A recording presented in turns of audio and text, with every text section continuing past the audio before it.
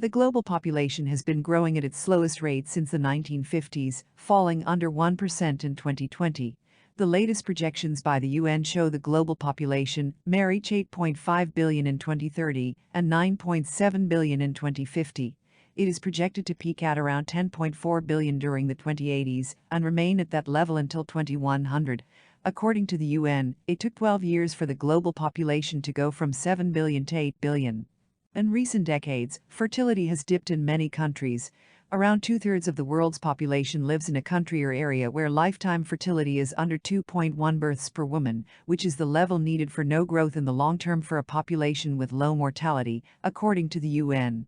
Over half of the projected global population growth up to 2050 will happen in 8 countries: the Democratic Republic of the Congo, Egypt, Ethiopia, India, Nigeria, Pakistan, the Philippines, and the United Republic of Tanzania.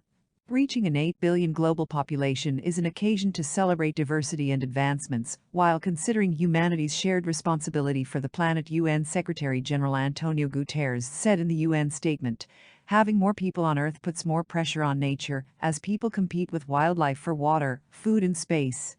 Meanwhile, rapid population growth combined with climate change is also likely to cause mass migration and conflict in coming decades, experts say.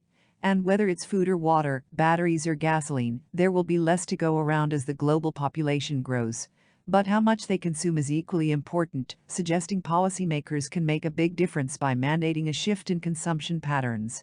Carbon emissions of the richest 1%, or about 63 million people, were more than double the emissions of the poorest half of humanity between 1990 and 2015, according to a 2020 analysis by the Stockholm Environment Institute and non-profit Oxfam International. Resource pressure will be especially daunting in African nations, where populations are expected to boom, experts say. These are also among the countries most vulnerable to climate impacts and most in need of climate finance.